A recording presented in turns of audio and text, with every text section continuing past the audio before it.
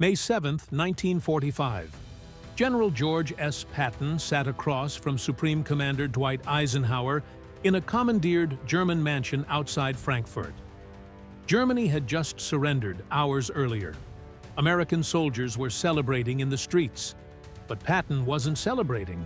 He had come to tell Eisenhower something that would end their friendship. Something that would get Patton removed from command within months. Something that Washington and the media would call insane. "We're going to have to fight them eventually," Patton said. "Let's do it now while our army is intact, and we can win." He wasn't talking about the Germans. He was talking about the Soviet Union. Eisenhower stared at him. He had just spent 3 years building an alliance with the Soviets to defeat Hitler. The American public loved Uncle Joe Stalin. The media portrayed the Red Army as heroic liberators, and here was Patton suggesting they immediately attack their ally. "George, you don't understand politics," Eisenhower said. "The war is over. We're going home." Patton looked at his commander and realized something terrible. Eisenhower knew he was right, but Eisenhower wasn't going to do anything about it. What followed was one of the most consequential silences in American military history. Patton had identified the Soviet threat before anyone in Washington would admit it existed. He had proposed a military solution while the Red Army was exhausted and American forces were at peak strength. And he was ignored by politicians and generals who cared more about public opinion than strategic reality. Patton's Third Army had driven deeper into Germany than any other Allied force. His tanks had reached Czechoslovakia. His advance units were within striking distance of Berlin. And everywhere he went, he saw something that terrified him. The Red Army. Soviet forces were occupying Eastern Europe with brutality that shocked even hardened American combat veterans. Patton's intelligence officers reported mass rapes, systematic looting, and summary executions of civilians suspected of anti-communist sympathies. Entire populations were being shipped to Soviet labor camps. In April 1945, Patton wrote to his wife Beatrice, "I have no particular desire to understand them, except to ascertain how much lead or iron it takes to kill them. The Russians give me the impression of something that is to be feared in future world political reorganization." He was seeing what Washington diplomats refused to see. The Soviet Union wasn't a temporary ally against Hitler. It was a totalitarian empire expanding westward. While American politicians naively believed Stalin would honor agreements about free elections and democratic governance, Patton met with liberated American prisoners of war who had been held by the Soviets. They described treatment worse than what the Germans had given them. Soviet soldiers had stolen their watches, boots, and rations. Officers who protested were beaten or shot. The reports kept coming. Soviet forces were dismantling German factories and shipping entire industrial plants back to Russia. They were installing communist puppet governments in Poland, Romania, Hungary, and Bulgaria. They were arresting and executing anti-communist resistance fighters who had spent years fighting the Nazis. By May 1945, Patton had developed a detailed plan. It wasn't just angry rhetoric from a frustrated general. It was a legitimate military strategy based on real intelligence about Soviet capabilities and weaknesses. Patton's assessment was straightforward. The Red Army had just lost 27 million people defeating Germany. Soviet forces in Eastern Europe were exhausted, overextended, and living off captured supplies. Their supply lines stretched back thousands of miles to Russia. American forces, by contrast, were at peak strength with complete air superiority and intact supply lines. "We could to beat the Russians in 6 weeks," Patton told Under Secretary of War Robert Patterson in May 1945. The Soviet Union had no strategic bombing capability. The Red Army had minimal anti-aircraft defenses. American air power alone could Soviet logistics. Soviet tank production was impressive, but the tanks were mechanically unreliable after 4 years of continuous warfare. American M4 Shermans weren't as heavily armored, but they were reliable and available in overwhelming numbers. Most importantly, Patton argued the Red Army's morale was fragile. Soviet soldiers had been told they were fighting to liberate their homeland. Many had no interest in occupying Eastern Europe permanently. If American forces pushed east, Patton believed significant numbers would surrender or desert. "We can arm the Germans," Patton proposed. "There are hundreds of thousands of Wehrmacht soldiers who would rather fight the Russians than go to P camps." This suggestion horrified Washington. The United States had just spent 4 years defeating Germany, but Patton's logic was brutal and clear. German soldiers hated and feared the Soviets more than they hated Americans. "I would rather have a German division on my side than a Soviet one," Patton wrote. This comment would be leaked to the press within weeks. Eisenhower had military reasons for rejecting Patton's plan. The American public wanted their sons home. Congress was already demanding rapid demobilization. Logistically, American forces were positioned to occupy Germany, not to push east into Poland. But these weren't the real reasons Eisenhower rejected Patton's proposal. The real reasons were political. President Truman had just taken office and was continuing Roosevelt's policy of cooperation with Stalin. The Alta Conference had established the framework for post-war Europe. Eisenhower knew that proposing an attack on the Soviet Union would be political suicide. He would be accused of warmongering, of risking World War II, of betraying the alliance. The media would destroy him. Washington would remove him from command. More personally, Eisenhower liked being the hero. He had just won the war in Europe. Newspapers called him the greatest military commander since Grant. He was being discussed as a potential presidential candidate. Why risk that reputation? Eisenhower also believed in the diplomatic solution. He thought Stalin could be negotiated with, that the Soviet Union would moderate once post-war tensions eased. He believed the United Nations could manage disputes between the superpowers. This was the fundamental difference between Eisenhower and Patton. Eisenhower believed in institutions, diplomacy, and political process. Patton believed in military force and strategic opportunity. Eisenhower thought like a future president. Patton thought like a warrior. "George sees the world as a battlefield," Eisenhower told his chief of staff. "He doesn't understand that we have to live with these people." Patton wasn't alone in his assessment. Winston Churchill had reached the same conclusion. Churchill had been warning about Soviet intentions since the Bolshevik Revolution in 1917. He had only allied with the Soviet Union out of desperate necessity. By April 1945, Churchill was frantically sending messages to Truman and Eisenhower. He wanted Western forces to push as far east as possible before the Soviets consolidated control. He wanted to take Berlin, Prague, and Vienna before the Red Army arrived. "An iron curtain is drawn down upon their front," Churchill wrote to Truman on May 12, 1945. This was the first time he used the phrase that would define the Cold War. "We do not know what is going on behind." Churchill proposed Operation Unthinkable in May 1945. It was a detailed military plan for an Allied offensive to push Soviet forces out of Poland and Eastern Europe, assuming the use of rearmed German units fighting alongside American and British forces. The British Chiefs of Staff analyzed Operation Unthinkable and concluded it was militarily feasible if launched immediately. They estimated Allied forces with German support could defeat Soviet forces in Eastern Europe within months, but they warned it would require total commitment. Churchill sent the plan to Truman. Truman rejected it immediately. He was horrified by the suggestion of attacking the Soviet Union and even more horrified by the proposal to rearm German units.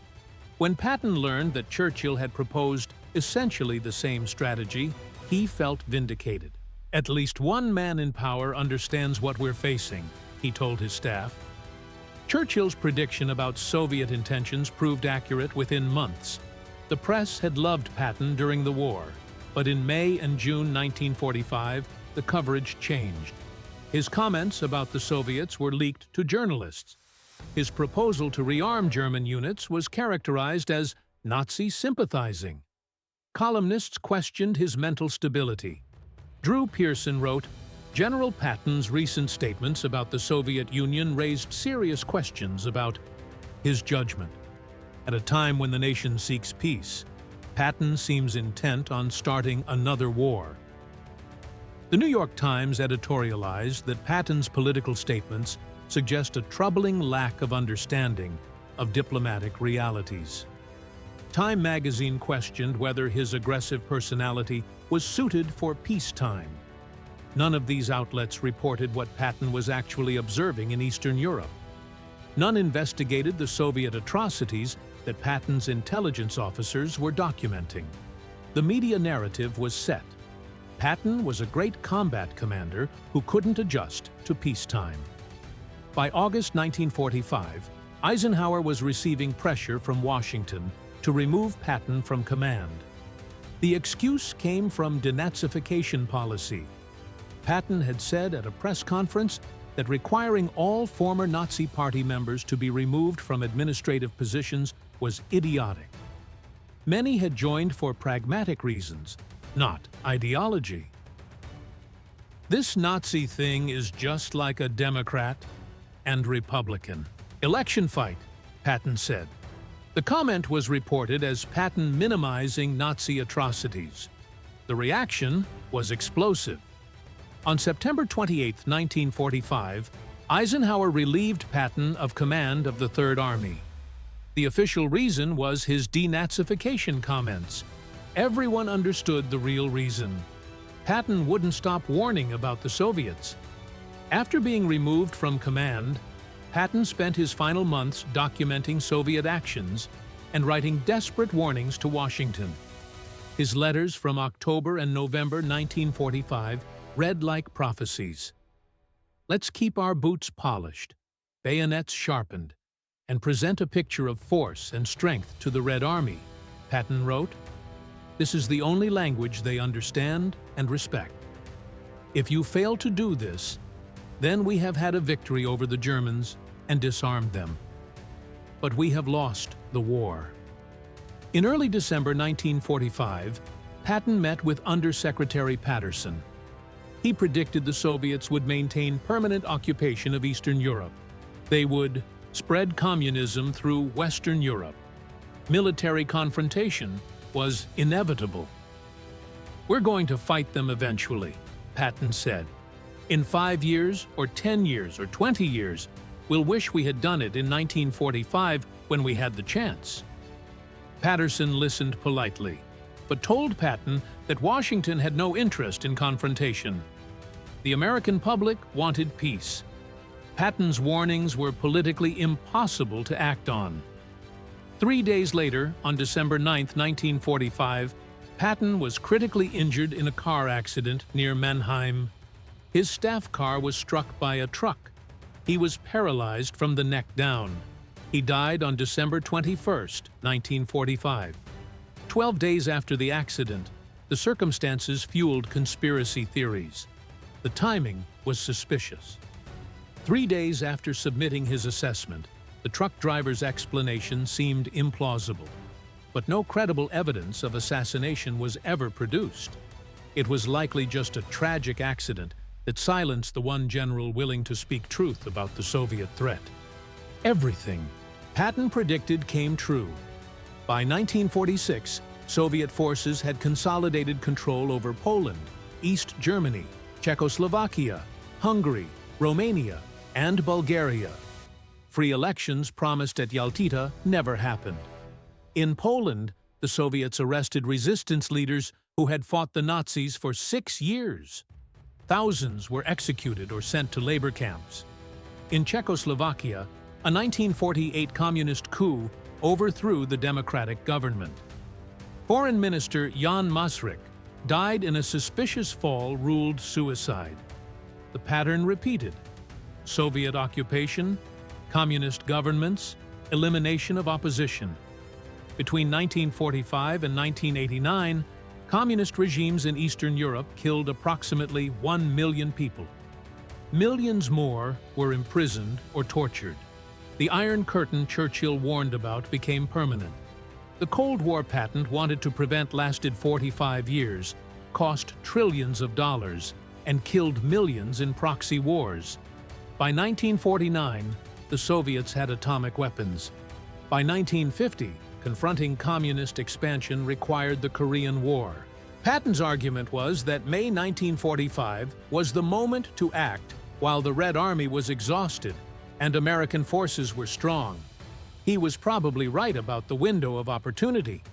Whether military action would have succeeded is debatable. Whether it was politically possible is not, but every scenario Patton predicted came true. Soviet occupation was permanent. Communist expansion continued. Military confrontation proved necessary. The only question was timing and scope. For decades after Patton's death, his warnings were vindicated by events. Every prediction he made came true. Every policy he opposed proved disastrous. By 1947, even liberals who had supported Roosevelt's policy had to acknowledge the failure. George Kennan's long telegram described Soviet expansionism in terms that echoed Patton's 1945 warnings. The Truman Doctrine committed the United States to containing Soviet expansion. But containment meant accepting Soviet control of Eastern Europe as permanent. It meant fighting limited wars in Korea and Vietnam. It meant 45 years of Cold War that Patton believed could have been avoided. Conservative critics cited Patton as a prophet who had seen the truth, while politicians chose appeasement. Douglas MacArthur, who faced similar conflicts with Truman during the Korean War, wrote, "Patton understood that communism had to be confronted militarily. His removal was a tragedy for which we're still paying the price." Ronald Reagan cited Patton's warnings during his 1980 presidential campaign. Reagan advocated for military strength and confrontation with the evil empire in terms that Patton would have recognized.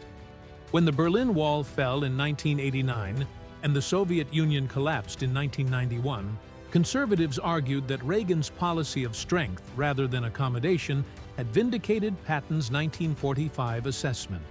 If Patton had been listened to, Eastern Europe might have been liberated 45 years earlier. Patton identified the Soviet threat before most American leaders would acknowledge it. He proposed a military solution when one was possible, and he was silenced for having the courage to speak uncomfortable truths. The question of whether Patton was right in 1945 isn't just historical curiosity. It speaks to fundamental questions about American strategy that remain relevant today. When does the United States confront emerging threats militarily rather than diplomatically? Should generals advocate for what they believe is strategically necessary, even if it's politically impossible? These questions arose with Patton in 1945 and recur in every generation. After September 11th, debates about confronting terrorism echoed the Patton debate. Should the United States use military force preemptively or wait for threats to materialize? With China's rise, similar questions emerge. Should America confront Chinese expansion now, while power is relatively greater? Patton's 1945 warnings resonate because they represent the warrior's perspective that threats should be destroyed when vulnerable rather than managed until dangerous. This perspective is perpetually in tension with the diplomat's view that most conflicts can be resolved through negotiation. Patton's removal from command could be seen as the system working. A general who wouldn't accept civilian authority was removed. Or it could be seen as the system failing. A general who correctly identified a strategic threat was silenced for political reasons. The question matters: because the next generation of military leaders will face similar dilemmas. When generals see threats that politicians want to ignore, should they stay silent or speak out? Patton's answer was clear: speak the truth regardless of consequences. He paid for that choice with his career and possibly his life. But he ensured that when history vindicated his warnings, his voice would be remembered. Eisenhower's refusal to support Patton revealed something fundamental about how he understood leadership. Eisenhower was a coalition builder whose genius was holding together the Allied coalition during World War II. But this made him psychologically incapable of accepting Patton's argument. Patton was saying the coalition Eisenhower had built was worthless because one member was an enemy. This contradicted everything Eisenhower had invested his career in. Eisenhower also liked being liked. Patton's proposal would have made Eisenhower the face of confrontation with the Soviet Union, destroying his reputation as a uniter and peacemaker. By 1945, both parties were discussing Eisenhower as a potential presidential candidate. Supporting an attack on the Soviets would have been political suicide. The American public in 1945 was exhausted from war. Starting another war would have been massively unpopular. The media would have destroyed Eisenhower for starting World War II. So Eisenhower chose the politically safe path. He rejected Patton's warnings, removed him when he wouldn't stop talking, and pursued cooperation with Stalin. It was understandable from a political perspective. It was disastrous from a strategic perspective. Eisenhower later expressed regret about not taking the Soviet threat more seriously, but he never admitted that Patton had been right to propose immediate military action. He maintained it was politically impossible and strategically risky. This was Eisenhower's limitation. He was brilliant at managing coalitions and understanding political reality. But he couldn't see beyond immediate political constraints to long-term strategic consequences. Patton could. He didn't care about political reality or his post-war career. He cared about destroying America's enemies while the opportunity existed. George S. Patton died on December 21, 1945, at age 60, paralyzed in a hospital bed. He was buried at the American Cemetery in Luxembourg alongside soldiers of the Third Army. He had requested to be buried among his soldiers. In death, Patton became a symbol. To conservatives, he represented the warrior who saw threats clearly and advocated strength over appeasement. To liberals, he represented the dangerous militarist who preferred war to diplomacy. To the public, he remained the brilliant tank commander who helped win World War II. The question of whether Patton was right about the Soviet Union was answered by subsequent events. Everything he predicted came true. Soviet occupation of Eastern Europe, communist expansion globally, the Cold War that lasted decades, the millions who died under communist tyranny. Whether his proposed solution would have worked is unknowable. Whether it should have been attempted is debatable.